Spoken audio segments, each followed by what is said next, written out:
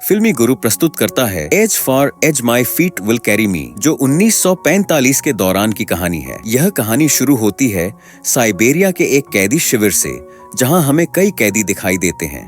ये सभी जर्मन सैनिक हैं जिन्हें द्वितीय विश्व युद्ध के बाद यहाँ लाया गया है। इन कैदियों से साइबेरिया के ठंडे इलाके में कठिन श्रम करवाया जा रहा है। इन कैदियों में से एक सैनिक का नाम है क्लेमेंस, जो 25 साल की सजा का सामना कर रहा है। मतलब उसे 25 साल तक यहाँ काम करना होगा। लेकिन क्लेमेंस का एक ही सपना है, यहाँ से भागकर अपनी पत्नी और बेटी के पास वापस जाना। साइबेरिया में चारों तरफ बर्फ है, भीषण ठंड है और यहाँ से भागना लगभग मौत के बराबर है। अगर कोई भागने की कोशिश करे तो बर्फ और भूख उसे खत्म कर देते हैं। लेकिन क्लेमेंस इन सब बातों की परवाह नहीं करता। उसका बस एक ही लक्ष्य है, यहाँ से निकलना। एक रात क्लेमेंस को मौका मिलता है और वह कोयले की गाड़ी में छिपकर भागने की कोशिश करता है। गाड़ी में बैठकर वह तारों भरे आसमान को देखता है और उसे खुशी महसूस होती है। लेकिन तभी गाड़ी अचानक रुक जाती है। क्लेमेंस बाहर देखने की कोशिश करता है और एक सोवियत अधिकारी उसे देख लेता है। फिर उसे वापस कैंप ले जाया जाता है और जमीन के नीचे बने एक छोटे से सेल में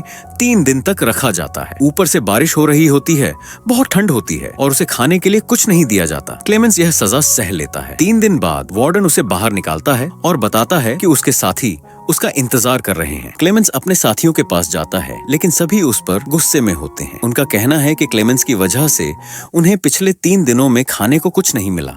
सभी उस पर अपना गुस्सा निकालते हैं और उसे बुरी तरह से मारते हैं, जिससे क्लेमेंस बहुत घायल हो जाता है। तभी एक डॉक्टर, जो खुद भी एक कैदी है, क्लेमेंस का इलाज करता है। क्लेमेंस उससे कहता है, मैं यहाँ रहकर मरना नहीं चाहता, मुझे अपनी पत्नी और बेटी के पास जर्मनी लौटना है। डॉक्टर उसे समझाता है, यहाँ से भागना लगभग असंभव है। अगर तुम भाग भी गए तो साइबेरिया की ठंड में मर जाओगे। लेकिन सच्चाई ये है कि अगर तुम नहीं भागे तो भी मर जाओगे। डॉक्टर बताता है कि सोवियत लोग खदान में शीशे की खुदाई करवाते हैं, जिससे जहरीली गैसें शरीर के अंदर जाती हैं और खतरनाक बीमारियों का कारण बनती हैं। डॉक्टर खुद भी इस बीमारी से पीड़ित है। वह क्लेमेंस को भागने की सलाह देता है और अपने गर्म कपड़े, रेलवे लाइन के रास्तों का नक्शा और एक पिस्तौल देता है। डॉक्टर बताता है कि रेलवे लाइन के रास्ते में कुछ जगहों पर खाना छुपा हुआ है, जो क्लेमेंस की मदद करेगा। डॉक्टर खुद कभी यहाँ से भागना चाहता था, लेकिन अब जब वह जल्द मरने वाला है तो उसके लिए भागने का कोई मतलब नहीं बनता। इसीलिए उसने अपने भागने की जो तैयारी की थी,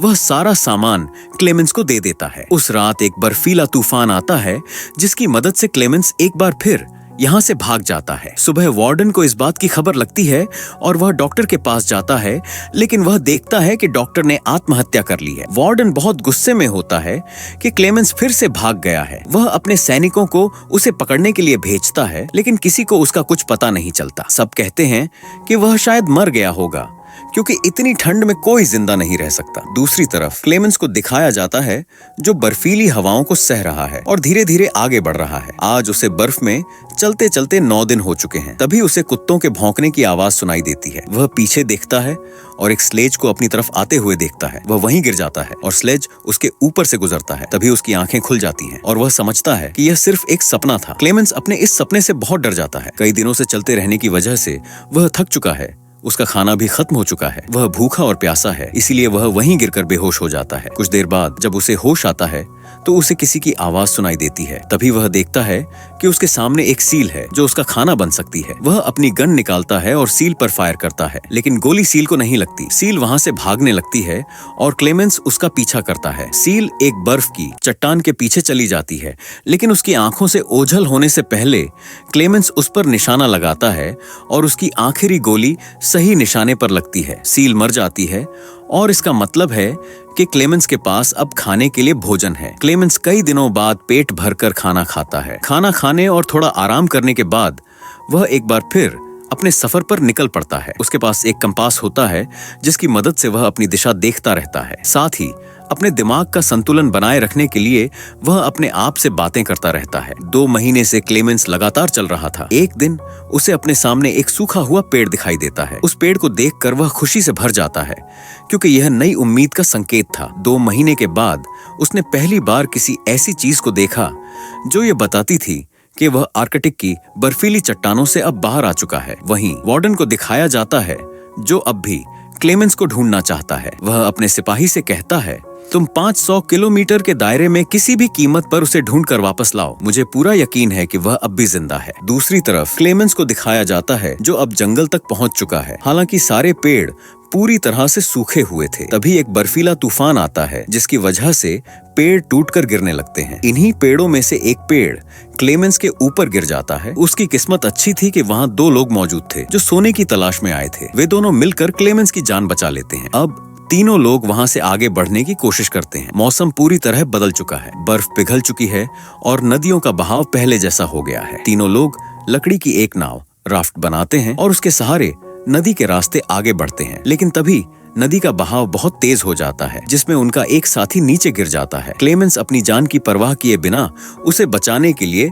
नदी में कूद जाता है। बड़ी मुश्किलों से वह अपने उस साथी को नदी के किनारे तक ले आता है, लेकिन जो दूसरा साथी होता है वह राफ्ट लेकर अकेला आगे बढ़ जाता है। कुछ देर बाद वह उस जगह पहुंच जाता है जहां उसने अपने साथी के साथ पहले ठहराव किया था। उसके पास सोने के छोटे छोटे टुकड़े भी होते हैं जिन्हें ढूंढने के लिए वह जंगल और बर्फीली जगहों पर गया था। उसके मन में लालच आ जाता है और वह सोचता है, मेरा साथी तो अब मर चुका होगा, यह सारा सोना अब मेरा होगा। लेकिन कुछ ही देर बाद उसका बचाया गया साथी और क्लेमेंस दोनों वहां पहुंच जाते हैं। अब जिस साथी की जान क्लेमेंस ने बचाई थी उसे समझ में आ जाता है कि उसके दूसरे साथी ने उसे धोखा दिया था और जानबूझकर राफ्ट लेकर वहां से चला गया था। इससे वह गुस्से में उस धोखेबाज साथी को मार देता है। इसके बाद क्लेमेंस और वह आदमी दोनों वहां से निकल जाते हैं। वहां से निकलना आसान नहीं था। वे लगातार चलते रहते हैं और उन्हें वहां रहते हुए अब कई महीने हो चुके हैं। एक बार फिर उनका सामना बर्फ से होता है। वे लगातार बर्फ में चलते रहते हैं। क्लेमेंस के साथ जो आदमी था जिसके पास बहुत सारा सोना था वह उससे कहता है, तुम अपना बैग कुछ देर के लिए मुझे दे दो, तुम बहुत ज्यादा थक चुके हो। क्लेमेंस को लगता है कि वह आदमी उसका सोना चुराना चाहता है। इस वजह से वह बैग लेकर क्लेमेंस पर हमला कर देता है जिससे क्लेमेंस ऊपर से नीचे गिर जाता है। क्लेमेंस बेहोश हो जाता है। कुछ देर बाद भेड़ियों की आवाज से उसकी आंखें खुलती हैं। वह देखता है कि बहुत सारे भेड़िए उसकी तरफ शिकार करने के लिए आ रहे हैं। अपनी जान बचाने के लिए वह एक पेड़ के ऊपर चढ़ जाता है, लेकिन एक भेड़िया उसका पैर पकड़ लेता है। पेड़ बहुत पतला होता है जिसकी वजह से पेड़ टूट जाता है। लेकिन इससे पहले कि भेड़िए उसे अपना शिकार बनाते, उसे गोलियों की आवाज सुनाई देती है। पास के कुछ स्थानीय लोग सारे भेड़ियों को मार देते हैं। वे क्लेमेंस की जान बचा लेते हैं और उसे अपने गांव ले आते हैं। क्लेमेंस को जब होश आता है तो वह देखता है कि वह एक गांव में है। उसे बहुत खुशी होती है। जल्द ही वहां सोवियत सैनिकों का एक संदेश आता है जो गांव वालों को बताता है कि एक जर्मन सैनिक हमारे कैंप से भाग गया है। अगर किसी ने उसे शरण दी तो उसे अपनी जान से हाथ धोना पड़ेगा। यह जानने के बाद गांव के लोग क्लेमेंस से कहते हैं, तुम्हें यहाँ से चले जाना चाहिए, तुम्हारी जान यहाँ खतरे में है। वे क्लेमेंस को सफर के लिए काफी सारा खाना और एक कुत्ता देते हैं ताकि यात्रा में उसका एक साथी हो। अब वह अपने कुत्ते के साथ लगातार 1 साल तक पैदल चलता रहता है। एक दिन वह एक ऐसी जगह पहुंचता है जहां बहुत सारे मिल वर्कर मजदूर होते हैं। क्लेमेंस का कुत्ता उनके पास चला जाता है। क्लेमेंस अपने कुत्ते को बचाने के लिए वहां पहुंचता है। मिल के मजदूर उसे पहचान लेते हैं कि वह एक जर्मन है, इसलिए वे उसे अपने मालिक के पास ले जाते हैं। क्लेमेंस उन्हें अपनी पूरी कहानी सुनाता है जिससे उनके दिल में उसके लिए सहानुभूति आ जाती है। इसीलिए वे क्लेमेंस को एक ट्रेन में बिठा देते हैं जिससे वह वहां से बाहर निकल सके। क्लेमेंस यह सोचकर बहुत खुश हो रहा होता है कि जल्द ही वह अपने परिवार के पास वेस्ट जर्मनी पहुंच जाएगा। रास्ते में एक स्टेशन आता है। क्लेमेंस देखता है कि वहां सोवियत के बहुत सारे सैनिक मौजूद हैं। वह समझ जाता है कि मिल के मालिक और मजदूरों ने उसके साथ धोखा किया है। असल में उन्होंने पहले ही वार्डन को इस ट्रेन के बारे में बता दिया था और वार्डन स्टेशन पर उसका इंतजार कर रहा होता है। लेकिन इससे पहले कि वह वार्डन तक पहुंचता, क्लेमेंस अपने कुत्ते के साथ ट्रेन से उतरकर भाग जाता है। सोवियत सैनिक उसका पीछा करते हैं। तभी क्लेमेंस देखता है कि उसके सामने वार्डन है जो उसे गिरफ्तार करना चाहता है। लेकिन इससे पहले कि वह ऐसा कर सके, क्लेमेंस का कुत्ता वार्डन पर हमला कर देता है जिससे उसे भागने का मौका मिल जाता है। क्लेमेंस वहां से भागना शुरू कर देता है। तभी उसे गोलियों की आवाज सुनाई देती है। वह समझ जाता है कि उसके कुत्ते को मार दिया गया है। क्लेमेंस को बहुत दुख होता है, लेकिन वह वहां रुक नहीं सकता।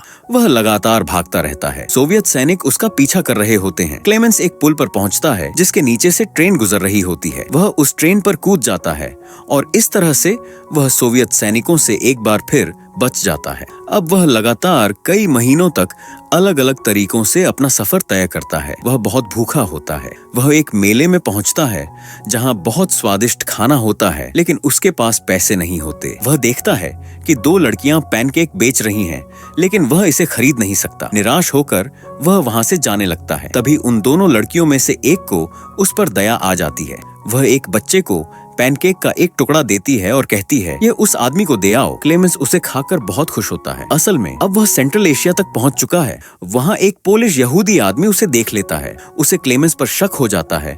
इसके बाद वह उसका पीछा करता है। क्लेमेंस एक मस्जिद में जाता है जहां वह प्रार्थना करता है। वहीं यहूदी आदमी उसके पास आता है और कहता है, मैं भी एक कैदी था, तुम चिंता मत करो, मैं तुम्हारी मदद करूंगा। वह क्लेमेंस को अपने घर ले जाता है जहां वर्षों बाद क्लेमेंस शेव करता है। आज कई सालों बाद वह अपने असली रूप में आया है। यहूदी आदमी उसके लिए एक पासपोर्ट बनाता है और कहता है, तुम अब अपने घर वापस जा सकते हो। क्लेमेंस बहुत भावुक हो जाता है। वह ईरान की सीमा पर पहुंचता है जहां वह अपना पासपोर्ट दिखाता है और उसे सीमा पार करने की अनुमति मिल जाती है। क्लेमेंस यह सोचकर बहुत खुश होता है कि अब वह अपने परिवार के पास वापस लौट जाएगा। जब वह पुल पार कर रहा होता है तभी उसकी आंखों पर तेज रोशनी पड़ती है। अगले ही पल वह देखता है कि उसके सामने वार्डन खड़ा है। वह पीछे मुड़कर देखता है और महसूस करता है कि वह अभी भी सोवियत क्षेत्र में है। इसका मतलब है कि वार्डन उसे गिरफ्तार कर सकता है। क्लेमेंस पूरी तरह से टूट जाता है क्योंकि उसकी 7 साल की मेहनत व्यर्थ हो गई। 7 साल पहले वह सोवियत जेल से भागा था और आज